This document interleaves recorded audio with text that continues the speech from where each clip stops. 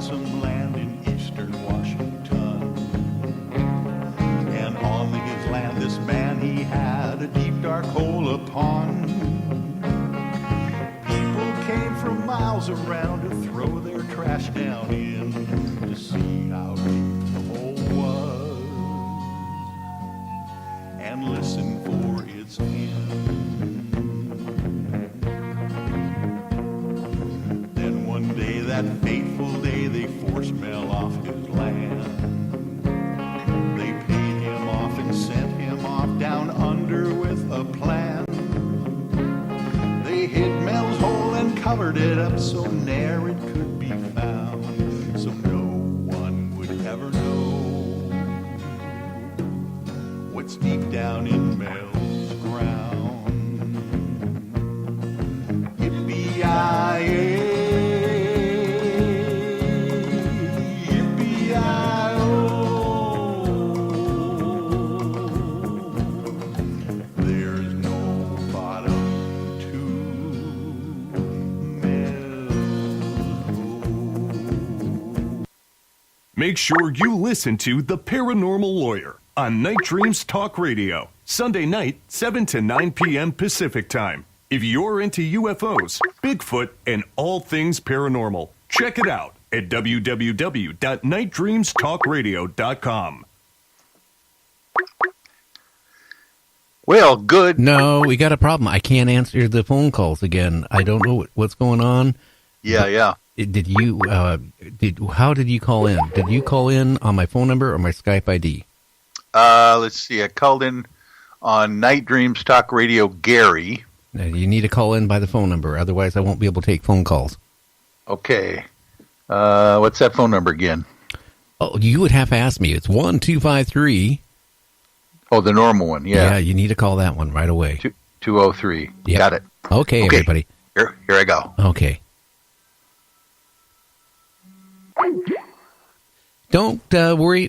We'll be right back. We just got a little tech here issue, which will be, resolved here instantly, I hope. So, I hope everybody's having a great night tonight. There's going to be some great guests on the show, so we'll see what happens here.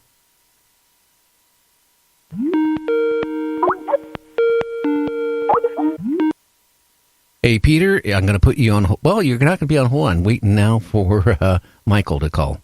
Did I dial the right number? You dialed the right you dialed the right number. You can also be on the show, or I can order a pizza for you. Okay, here's Michael. Okay. So, hey, Michael? Hey, Michael? Yes. Okay, Peter is on the line with you. Oh, fantastic. Well, hello, Peter. Good evening. 7 o'clock, and you said I might have a minute or two of your time. This is a real honor, Michael.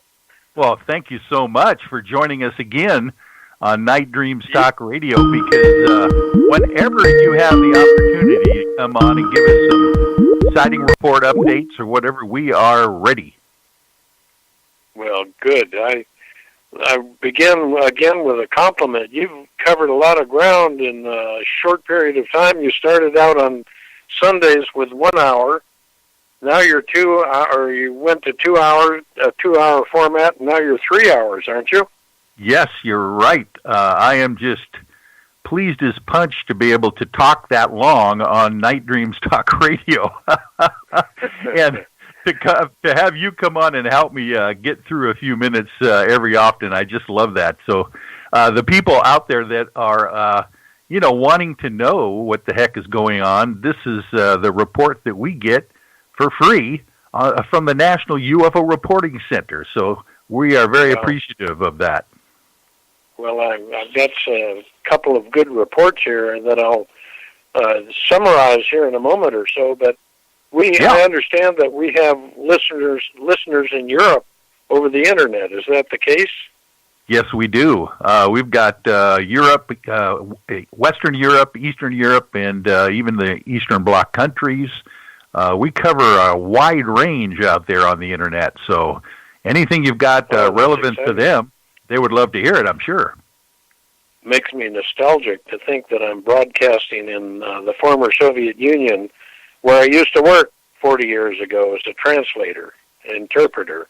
So yes, I remember those days that you were telling me about, the time that you almost got arrested and thrown overboard on a Russian Navy trawler. That's a great story. It was a fishing trawler. That was 1976 off Kodiak, and the skipper was inebriated virtually the whole time I was aboard. And the second to last day I was aboard his ship, he put me under arrest, and it was really an ugly situation. I'm pleased to be able to report that I did get off that ship successfully. It was an awful experience. Well, that was just before the perestroika and all of the issues with the Soviet Union falling. And, of course, at that point, I would imagine they were thinking you were some kind of an American spy trying to figure out what they're doing. Well, there are a number of possible explanations. I was aboard the ship during most of the month of July 1976. That was the year, of course, it was the year of our nation's bicentennial, 1776 to 1976. And on the 4th of July, 1976, you probably recall, and I'll bet many of our listeners do, is when the Israelis raided Entebbe Airport and rescued a bunch of their citizens who had been kidnapped and taken to that airport. So that was the last scrap of news that I had heard was about that before I went aboard the Soviet fishing vessel. We didn't have radios out on that vessel. We were so far out. That is commercial radios. So the last scrap of news I had was something about an abduction of Israeli citizens. And after I was arrested, I started wondering what had happened in the Western world while I was off on the Soviet fishing escapade. Oh, it turned out well. I'll show you the newspaper article someday. Oh, good for you. I have a couple of very interesting reports that I would like to share with our audience, if I may. Yeah, definitely. Just two nights ago, I got a report from a woman who lives in Seattle. I just talked to her this afternoon to confirm that the facts of her report are as she presents them. But she describes a very interesting circumstance, a little bit unsettling, I think, too. She and her husband were flying in an executive jet from Seattle down to Florida on the 4th of January, 2018. So this is just 7 or 8 months ago. And the wife was sitting on the left-hand side of the airplane, and she just glanced out the window and looked up and was utterly amazed and flabbergasted to see a disc-shaped object that was pacing their airplane. She estimated that it may have been approximately 10,000 feet above their aircraft. She estimated that the width of it was twice the length of a football field or soccer field. So it was an immense object, dull, gray, metallic-looking disc. And interestingly, it had a bulge or a cupola, I call them, on not only the top of the craft, but on the bottom of the craft as well. So she estimates they watched it for 7 or 8 minutes. They went forward and told the pilot and co-pilot about it, and both of them saw it and decided not to report it, although I've requested permission to get in touch with that pilot and co-pilot and hope to have this report posted to our website in the very near future. But a very interesting report, and we should have it posted to our website on the 8th of August. But, wow. And this is a daylight sighting, was it, Peter? Daylight sighting, 1 o'clock over Wyoming, the state of Wyoming. And I've talked to the woman now, as I mentioned, at length this afternoon, and she sounds like a very reliable, sane, and sober-minded person. So I Yes. suspect she's a very good witness. Wonderful. Wow, that's interesting. This is the type of report, Michael, that makes my job once in a while seem worthwhile when a report like this comes through. Right. Yeah, with the detail and the sober witness, and obviously they were, not that far, not close to it, but they were at least in proximity that they could see that there was a bulge on both the bottom and the top of the craft. That's interesting. Yeah. She says they got a very good look at it. There was no doubt in the minds of any of the four of them aboard that aircraft, but what they were looking at a very unusual craft. Very interesting, and we'll have that posted in the very near future. Once we get our webmaster back from his extended European vacation. So, I that's think wonderful. Webmasters are going to own the world before all is said and done. They control everything. Yes. Well, you've got a good one there in Mr. Stepien for sure. He's very good at what he does. Yep. Couple more briefly, if I may, if you think your audience would be interested in them.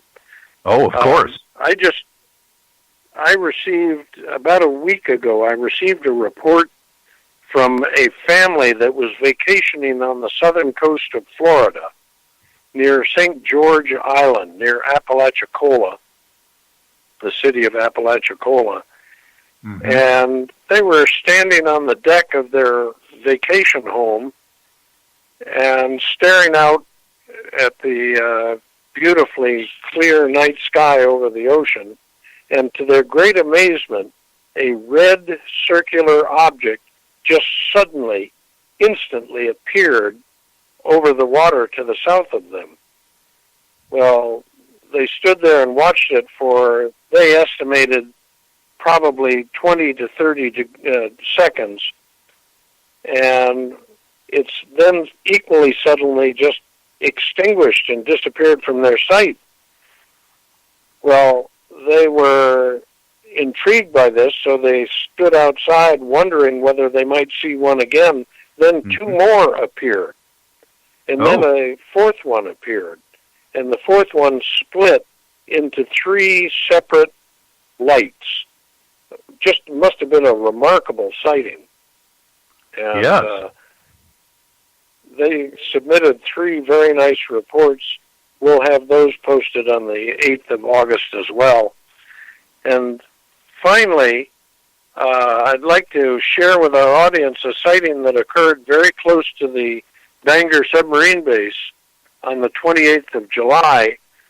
A gentleman was working on his house. I think he was roofing it, and he was looking to the south and saw a cluster of 6, he felt they were pink or orange lights that were maneuvering very close to Bangor submarine base, which is a very, as you know, a very sensitive military facility.